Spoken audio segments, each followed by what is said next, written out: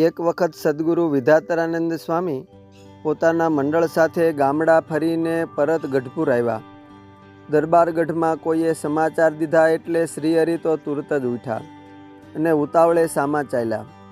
ઘેલાના કાંઠે સંતો હજી પહોંચે એ પહેલાં શ્રીહરિ સૌને ભેટીને મળ્યા. સૌ સંતોએ દંડવટ કર્યા.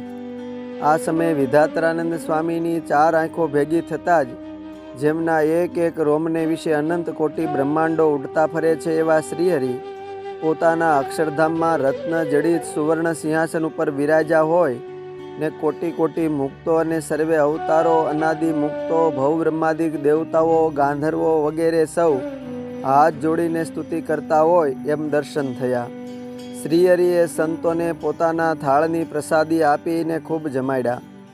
વિધાત્રાનંદ સ્વામીએ શ્રીહરિના એ દર્શનનું વર્ણન કરતા સહજાનંદ રૂપી મહાસાગરના મોતી સ્વરૂપે સહજાનંદ મહિમાના નિરૂપણ રૂપી 230 વિવિધ અર્થ કરતો સહજાનંદ અર્થ દીપિકા નામે અદ્ભુત અને અદ્વિતીય ગ્રંથ લખ્યો. પોતે સદગુરુ નિત્યાનંદ સ્વામીને બતાવ્યો. ત્યારે સ્વામી બહુ રાજી થયા અને બોલી ઉઠ્યા કે મોટા મોટા વિદ્વાનોને મનમાં સંતોષ થાય એવો આ અજોડ ગ્રંથ છે. આમ કહીને બાવડું પકડીને શ્રીહરિ પાસે લઈ ગયા. શ્રીહરિ પણ બહુ રાજી થયા અને માથે 2 હાથ મેલ્યા. શ્રીહરિ સભામાં વખાણતા બોલ્યા કે આ વિધાત્રાનંદ એ બહુ મોટા સંત અને મહાપ્રતાપી છે. સાંખ્ય જ્ઞાનમાં એ કપિલ મુનિ સમાન છે. એમની સાંખની વાતો કોઈ સાંભળે તો જીવની વાસના ટળી જાય અને મોહ નાશ પામી જાય એવા આ વિજ્ઞાની સંત છે. શ્રીહરિ સ્વધામ સિધાવ્યા પછી સ્વામીને મોટી ઉંમરે પૈત્યનો રોગ થયેલો, તેથી તેઓ મોટે ભાગે લક્ષ્મીવાડીએ જ રહેતા. આ રોગના કારણે તેમને જીવાતો પડેલી. ક્યારેક કોઈ જીવાત નીકળે ને નીચે પડે તો તેઓ એને પકડીને પાછા શરીરના અંગમાં મૂકી દેતા ને કહેતા કે તેરા ખાના યહ હૈ, તુમ રહો ઓર ખાઓ. આવી જબ્બર આત્મનિષ્ઠા અને ખુમારીવાળા સંત હતા. સંવંત 1904માં શ્રીહરિ સૌ અક્ષર મુક્તો સહિત મૂળજી બ્રહ્મચારીને તેડવા પધાર્યા. એ સમયે વિધાતરાનંદ સ્વામી લક્ષ્મીવાડીએ ધ્યાનમાં બેઠા હતા. સ્વામીને શ્રીહરિએ દર્શન દીધા ત્યારે સ્વામી કહે કે મહારાજ, આટલો બધો ઠાઠ શેનો? ત્યારે મહારાજ કહે, આજે તો અમે સેવક મૂળજી બ્રહ્મચારીને તેડવા આવ્યા છીએ. એમ કહીને અદૃશ્ય થયા. સ્વામી તુરત ધ્યાનમાંથી જાગ્યા અને સૌને કહે કે તમે સૌ દાદાના દરબારમાં જાઓ. શ્રીહરિ સૌ મુક્તો સહિત મૂળજી બ્રહ્મચારીને તેડવા આવ્યા છે. સ્વામીના કહેવાથી સૌ ઉતાવળે દરબારગઢમાં આવ્યા. એ જ સમયે મહારાજ મૂળજી બ્રહ્મચારીને ધામમાં તેડી ગયા. આમ સ્વામીને શ્રીહરિ અવારનવાર પ્રત્યક્ષ દર્શન આપતા. એક વખત ઉપલેટા જાળિયાના હરિભક્તો જૂનાગઢ મંદિરે દર્શને ગયા.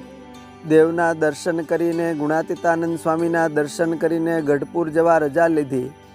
આ સમયે ગુણાતીતાનંદ સ્વામી બોલ્યા કે ગઢપુર જાઓ, ગોપીનાથજી મહારાજના દર્શન કરજો, પ્રસાદીના સ્થાનોના દર્શન કરજો, ઘેલામાં સ્નાન કરજો ને લક્ષ્મીવાડીએ વિધાતાનંદ સ્વામી પાસે સત્સંગ કરજો. સંઘના સૌ ગઢપુર આવ્યા અને દર્શન કરીને લક્ષ્મીવાડીએ ગયા. વિધાતાનંદ સ્વામીના દર્શને ગયા. સ્વામીએ સૌને કહ્યું કે વર રાખીને વાત કરજો. એમ કહી ભલામણ કરી કે સૌ કોઈ શ્રીહરિ વરના ઠેકાણે છે અને બાકી બધી જાન છે. વરાજા વગરની જાન કોઈ દિવસ માંડવે પોગે જ નહીં. એમ હરેક ક્રિયામાં શ્રી સ્વામિનારાયણ ભગવાનનું અનુસંધાન રાખવું. જ્યાં ત્યાં માતા ઘસશો તો જન્મ મરણને લોક 84ના ફેરા ઊભા જ રહે. આમ કહીને સૌને દ્રષ્ટાંત વાર્તા કહીને ઉપદેશ દીધો. જેમની નસ નસમાં શ્રીહરિની નિષ્ઠાનો નશો હતો એવા વિધાત્રાનંદ સ્વામી જ્યારે અંતકાળે ધામમાં ગયા ત્યારે પ્રથમ શ્રીહરિએ અક્ષર મુક્તોને તેડવા મોકલા. સ્વામી પ્રણામ કરીને બોલ્યા કે મુક્તો, જબ સર્વોપરી માધુરી મૂર્તિ શ્રીહરિ આવેંગે તબ હમ આવેંગે. આમ સ્વામી અને મુક્તો વચ્ચે વાતચીત ચાલતી હતી. એ વખતે ગામ જૂના સાવરના ભક્ત જીવણા ખુમાણ ગઢપુર દર્શને આવેલા ને મંદિરમાં દર્શન કરીને પરમાનંદ સ્વામી પાસે દર્શને આવ્યા. એટલે પરમાનંદ સ્વામી કહે, દરબાર, તમે લક્ષ્મીવાડીએ માંદા સંતોની ખબર કાઢી કે? ત્યારે જીવણા ખુમાણ કહે કે હું હમણાં જ વિધાત્રાનંદ સ્વામીના દર્શને ગયો હતો. એ વખતે મુક્તો સ્વામીને અક્ષરધામમાં તેડવા આવ્યા, પણ સ્વામી કહેતા હતા કે મને ખુદ શ્રીહરિ તેડવા આવે ત્યારે જ હું ધામમાં આવીશ. બે હજુ આમ વાત કરે છે એવામાં તો શ્રીહરિ અનંત મુક્તો સાથે ત્યાંથી વિમાન લઈને લક્ષ્મીવાડી તરફ જતા સિદ્ધ યોગી એવા પરમાનંદ સ્વામીને દિવ્ય દર્શન થયા. શ્રીહરિ કહે કે સ્વામી, અમે વિધાત્રાનંદ સ્વામીને અમારા ધામમાં તેડી જઈએ છીએ. પરમાનંદ સ્વામી કહે, બહુ સારું મહારાજ. આમ શ્રીહરિ હારે વાત કરીને પરમાનંદ સ્વામી, જીવણા ખુમાણ અને સૌ ભક્તો લક્ષ્મીવાડી આવ્યા. ત્યારે સૌને શ્રીહરિ અને મુક્તોના દિવ્ય દર્શન થયા ને સૌને ઓઢ પ્રતાપ જણાયો. અને સંવંત 1907માં શ્રીહરિ સદગુરુ વિધાત્રાનંદ સ્વામીને પોતાના અક્ષરધામમાં સેવામાં તેડી ગયા. અસ્તુ. જય સ્વામિનારાયણ. સદગુરુ શ્રી વિધાત્રાનંદ સ્વામીના જીવનમાંથી.